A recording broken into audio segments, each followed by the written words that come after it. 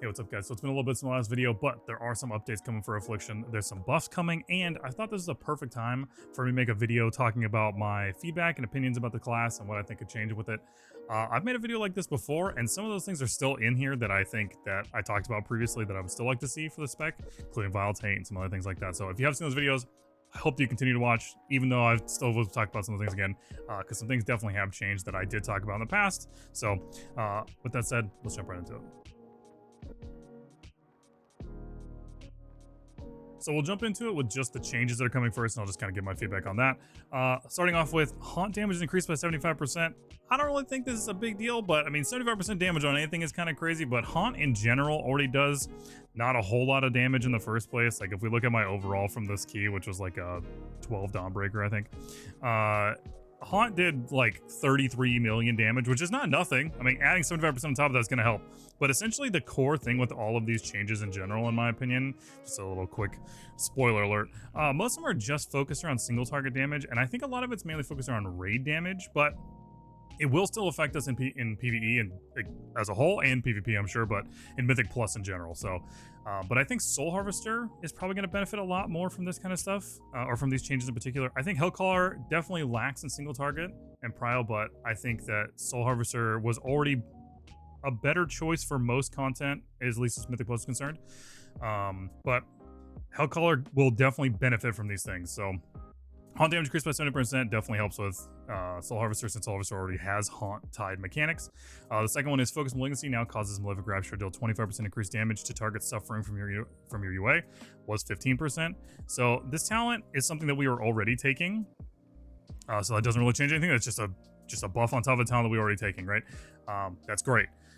Again, this is just going to be more Rapture damage on your Prio mob, so more single target damage and more Prio damage. Again, I think Soul Harvester will benefit a lot from this. Again, not terrible at all. We like that. That's just extra single target damage. Oblivion increased by 25%. Sadly, I don't think this is going to make Oblivion playable, at least not for Mythic Plus. I have tried this talent numerous times, including on the beta, and I don't find a spot for it. The 45-second cooldown is very awkward to play around. The 2 shards is very awkward to play around. And also just dumping an extra point into Xavier's Gambit, which you probably would never run anyways, is also a little annoying. So you're kind of spending 2 talent points instead of somewhere over here to use an ability that has a 45-second cooldown and costs 2 shards and really doesn't do that much damage. So I don't find an opportunity where I would rather cast this than just 2 Raptures. So I don't know if 25% damage fixes that problem. I think there's a bunch of other problems with this, right? It's channeled, 2 shards, 45-second cooldown, and it's at the bottom of a tree.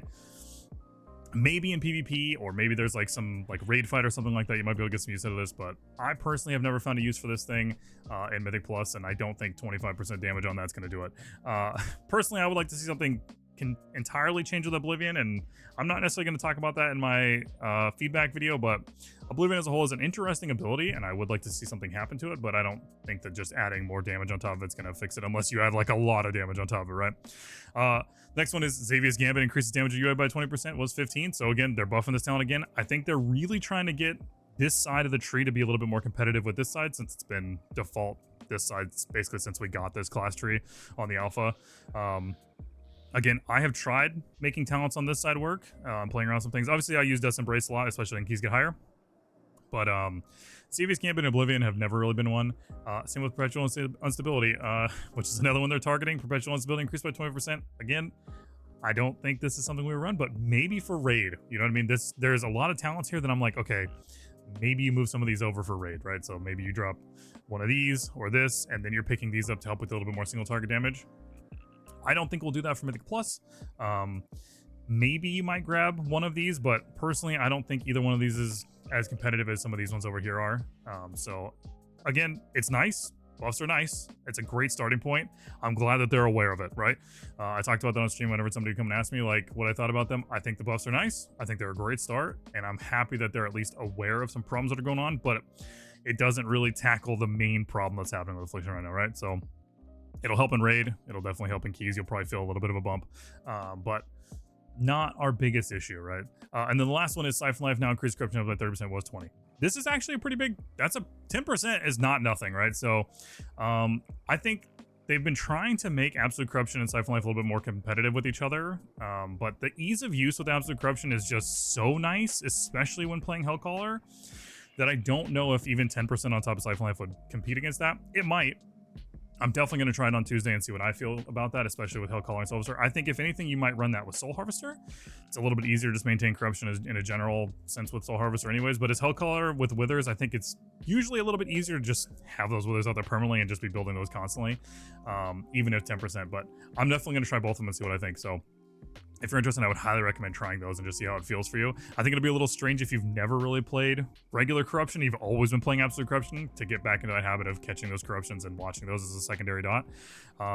Seed will get a lot more value, but like I'm going to talk about my feedback section of this, Seed of Corruption is a very awkward ability that I think the cast time is still too long, and I think that it's just a awkward thing in general, so I don't know if that's the correct answer, but definitely interesting to try that, and I think these are all interesting changes and a great start in the right direction. So I'm going to jump into my feedback and just talk about some stuff, but I hope that we continue to see some more changes like this for Affliction. All right, so jumping into my feedback as a whole for Affliction.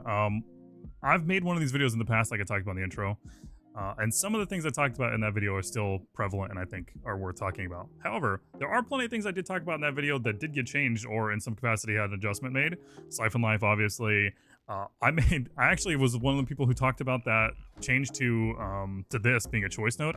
So I don't know if I had any pick that. I don't think I did, but I think it's great because that was my exact idea, was to make it a choice node between PetSac and not. So that's fantastic.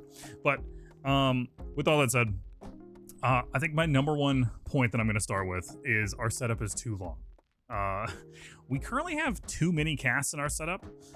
This is something I meant when I talked about my last guide or my last video as well about this, but essentially all of our setup is casts, which if you can just plant your feet in a pure patching environment, which is pretty rare unless it's like in raid or something like that, even in that situation, our setup is roughly 10 to 15 seconds depending on what's going on. So I think Soul Harvester adds some like variance in that, just because you might have too many shards or you might like gain shards while you're trying to do your setup, so you might have to burn a couple extra ones. But let's just say in a perfect world, the fastest I was able to do the setup just going into it was about 10 seconds. That doesn't sound like a lot, but more often than not, at least in Mythic Plus, you're not going to be able to stand still for 10 seconds at a time. That's pretty rare most of the time. You might be able to, you'll find those windows for sure. But 10 seconds for a setup in a poll that might only last a minute, kind of interesting, especially when you consider that our damage doesn't really start to kick in until after that 10 seconds. So, realistically, our damage doesn't start happening until around the 15-second marker. Depending on what kind of class you're playing with in a key, or depending on what kind of the poll it is, your damage is kicking in much later. I'm okay with us being a ramping class. I think that's great. I think the problem that happens is that if that ramp starts to take too long because of movement or mechanics or something like that that's interrupting that, or in Mythic Plus you have to like help with a kick, or I guess kick's not a really good one. You have to help with like a stun or like a fear or something like that, right? That setup becomes longer and longer and longer, right? And because our damage isn't really around our dots anymore, it's around finishing all of that setup and then dumping raptures, which, everybody's got their own opinion about rapture. That can be really hurtful to the spec as a whole, and I feel like that's when you have people who are kind of saying like, I feel like I don't do any damage to Affliction, right? Your setup took 10 seconds, especially like in a lower key, let's just say that, and you're in a group with like a Retribution Paladin or Frosty K or something like that, and or an Enhancement Shaman, they just blew up the pack, right? So you've maybe did the setup perfectly fine, 10 seconds, but by the time you even start to do those raptures, the whole pack's already dead, right? So your damage, you just blew all your cooldowns and your damage really didn't really tank. So personally, I think if we were to look at how many casts we have, it's like UA is 1.2 seconds, right? I'll just show you. UA is 1.2 seconds. I have 30% haste, by the way, so it's like, just around there. UA is 1.2 seconds. Haunts, 0.87 seconds. Vile Taint, 1.1 seconds. Soul Rot, 1.1 seconds. Seed of Corruption, if you're going to AoE, 1.5 seconds. And then, globals or whatever. 2 Shadow Bolts, again, 1.3 seconds. None of these things, all of these things are basically part of your opener, right? So it would be nice if something could give there. I'm okay with having casts. We're a caster, but I think even when compared to other casters, the amount of casts we have is a little bloated right now. I think there's a couple key ones that are a little problematic in that. Seed of Corruption being one of them, Vile Taint being another one of them. I'm going to get into a Vile Taint section here in a little bit, but all of those together is a little frustrating when you're trying to, you know, get your ramp going or get your setup going, right? So I would love to see them start with maybe something like that. So let's work on how many casts we have, or how many things that we have in our setup that are casts, right? I don't have a great answer for that, but I know that there's a lot of classes that either their spender is an instant cast, you know, like Shadow Priest or something like that, or I think Boomkin or Mage, or their setup is an instant cast or has an instant cast in there. There's really nothing in our kit that's instant, right, when it comes to our setup. So I think that's a great pain point that we have right now, and it's something we've had a problem with for a while. It's actually something I talked about in my previous one.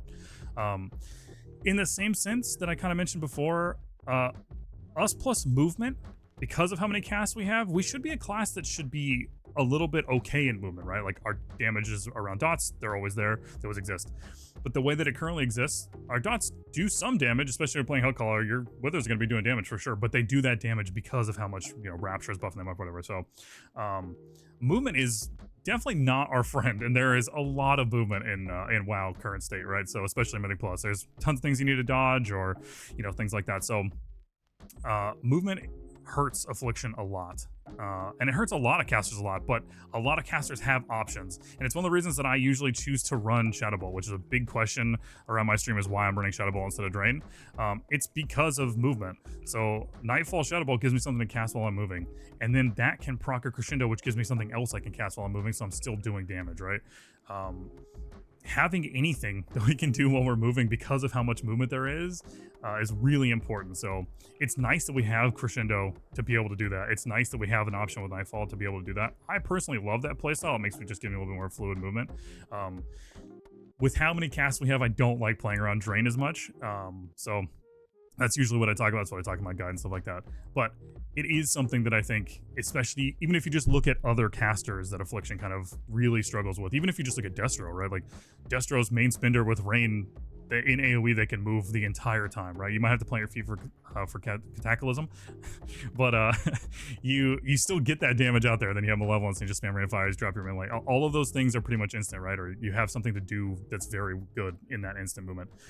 Spree, Spoomkin, Mage, all of those things have things they can do when they have to move.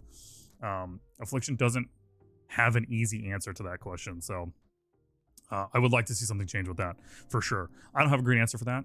I think that Vile Taint is definitely a problem in that capacity. I think in my last video I talked about it has a what I like to call like a 3-point problem. So Vile Taint costs a shard, it has a cooldown that doesn't line up with anything, and it has a cast time. When you compare it, when you look at, you know, if you were to just look at that on its own, it wouldn't be a big deal. But when you combine it with everything else in our kit, right, then that's kind of the problem, right? So another cast doesn't line up and costs a shard. I personally like to see maybe the cast time of this just removed in general. Maybe the cooldown adjusted, but I personally have always been in the camp of, I don't think you need to adjust the cooldown. I think 30 seconds is fine. I just think the agony needs to be extended when it's applied by Vile Taint. So that it would line up every time, right? So instead of having these, you know, weird timings or whatever, just 30 seconds, 1 minute with Soul Rot, that's fine if that's what they want. 30 seconds Soul Rot would be insane, but it would be, you know, that would be fun too. But having Agony when applied by Vile Taint be the full duration so that you could catch it with your next Vile Taint, it's like, I think it's something like 10 seconds or something like that it's off. Either way, you know what I'm talking about. I would be fine with the shard cost on that, and I would be fine with the cooldown on that, but then it wouldn't cost, you know, it wouldn't have a cast anymore, and it would line up. So personally, I would like them to kind of maybe look at one of those issues that's going on with Vile Taint, especially, you know, when you compare it with this other node here. Doesn't cost a shard. 45 second cooldown's a little awkward, but it usually lines up okay with some of our stuff. Like 45 seconds with Soul Rot, you're just kind of holding it. It might as well be a 1 minute cooldown, right? So, but it doesn't cost a shard and it doesn't have a cast time. So I don't know. I personally think that talent has been a problem for a little while. I think Vile Taint's great. I think it's great. Like, it applies Agony. That's fantastic. But what I'm also going to get into next is Seed is another awkward one, right? I'm sure I'm kind of just like rattling off things here, but you know, Seed of Corruption, now that it's no longer a spender, I feel like it's a spell without an identity, in the sense that its only use is to have an extra cast time in our setup, cost a shard, and then apply corruption on all our targets. That final part is the whole reason we care, right? It's fantastic. But where it's located on the tree basically means you take it in all content, no matter what, right? Maybe not PvP, but like for the most part, you're taking Seed even if you don't want Seed. So It's such an interesting spell that I feel like it's pretty core to Affliction as a whole, but now that it doesn't, it's not a main spender anymore, it feels like it could just be combined with something else, like maybe a Vile Taint applied corruption uncapped as well or something like that. But I just think that something with Seed needs to continue to change, because either where it's located on the tree or if it's just default or whatever, but the cast time on Seed mixed with the fact that it's kind of a spell without an identity is a little strange. Especially like where it's at on the tree, right? Again, I don't have a great answer for that, but it is something that I hope they continue to look at. The next thing I want to talk about is target swapping. Afflictions has a huge problem and has had a huge problem with target swapping for essentially all of Dragonflight, and still has a problem right now that they got rid of Soul Swap. But even when we had Soul Swap, it wasn't the best answer, right? So Soul Swap is the correct answer, but not the iteration we had previously. I talked about it in my previous video as well, but Soul Swap with a shorter cooldown, or in my opinion no cooldown but costs a shard, would be perfect for Affliction and the ability to just move your dots around in a Mythic Plus environment, right? You could put a cooldown on PvP or whatever. Whenever I'm talking about this stuff, I'm mainly just talking about Mythic Plus, so we can separate the game entirely in that compartment. But the other thing that I think would be really nice with that is I think it was in MOP. I might have even said them too. But essentially, if you had the ability to soul burn and then soul swap to apply all of your dots onto your main target, so your UA, your agony, your corruption, and just get your ramp started that much faster instantly, it costs you 2 shards, but you're getting all of your damage on your main target ramping immediately, right? So then you would just soul burn, soul swap on your main target, Seed of Corruption, Vile Taint, whatever, do your thing, right? That would be so much nicer for Affliction to get going in a pull. And then you could also do the same thing if you had to target swap quickly in a pull, or you could just swap off your main target onto like an alternate target if you're trying to do like a totem swap or something like that. I think it's something that was part of Affliction's kit for a long time, and then it just kind of faded away, but it's something that we really lack now, and it would be a huge addition to our kit for Mythic Plus, right? Yeah, I briefly want to talk about the class tree.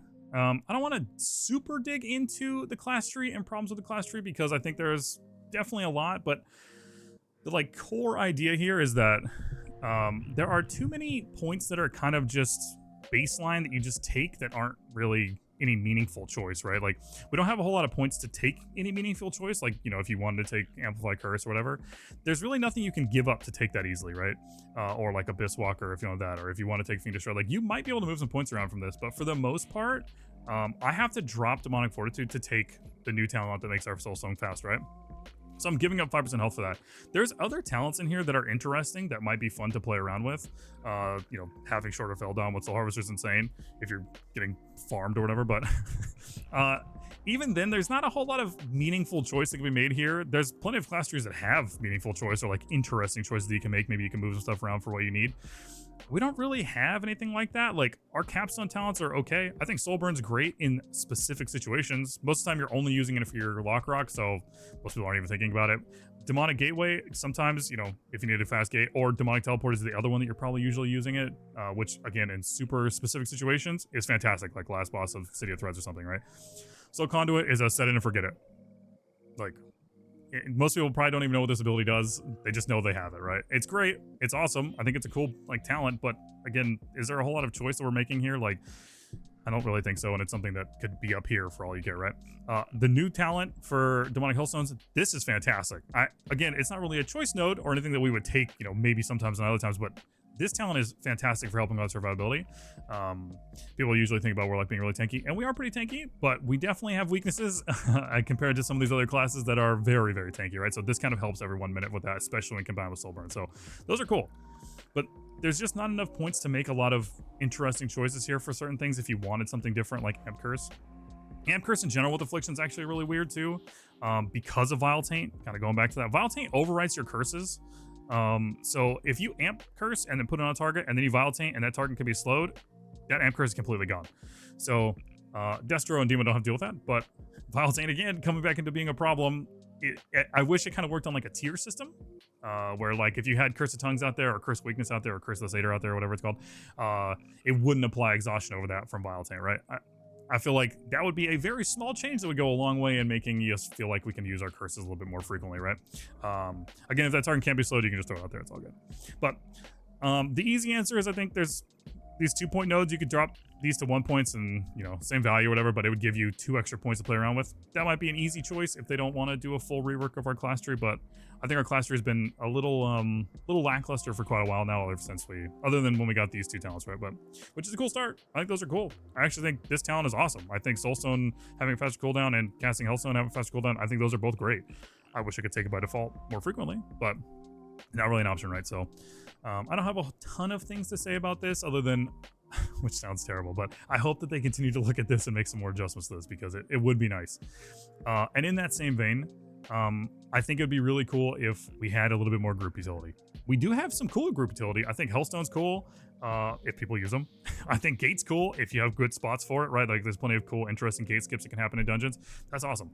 But there's some group utility on some classes that's really, really strong, right? Like we do have a magic spell with our imp, and that's great in some situations, but like things like Mass Dispel or just a regular Poison Dispel or Poison Cleanse Totem, or there's a lot of things upon classes, right?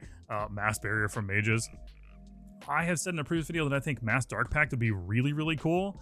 I don't know about the like values or whatever, but something that would give us another group ability that we could use. And even if it cost us to sacrificing health for it, right? Like it would still just be a really interesting ability that I think would add more utility to our kit. I think that'd be pretty rad. I think there's plenty of things like that that are happening with like group-wide defensives on class trees now. So you're kind of starting this thing where it's like either you have something or you don't. And if you don't, then you're kind of behind the pack, right? So Warlock in general has kind of been slowly sliding towards that trend of being more just about how much damage you bring rather than what other kits or utility you bring, unless somebody really wants Imp Dispel for like Last Boss of Siege or like a Gate Skip or something, right? Which those are great, but it would be nice if we had a little bit more utility there for the group, at least in my opinion. In regards to the hero trees, I actually think both hero talents are really interesting. I actually prefer Hellcaller. I think Hellcaller is a lot of fun, but Hellcaller's main problem right now is its single target or like its prow damage. And prow just feels really, really important for keys, at least right now. And Hellcaller still has okay single target damage. It's actually not terrible, but it doesn't necessarily compete with the like window damage of Soul Harvester, right? Like every 1 minute with Soul Rot, you know for a fact that you're gonna have good prow damage or at least good single target damage, right? Hellcaller has great AoE damage and can do still okay single target damage, but it's definitely lacking a little bit there. And its shard generation can be felt a little bit like how old AF was, like Dragonflight AF, I should say. I think it's actually still a little bit better than Dragonflight AF, but you can still kind of feel the difference between Soul Harvester and Hellcaller as far as like shard disparity, right? I actually think one of the things they could do to fix that, and one of the things that I enjoyed playing with Hellcaller a lot on the beta, was Season of Demise proccing crescendos.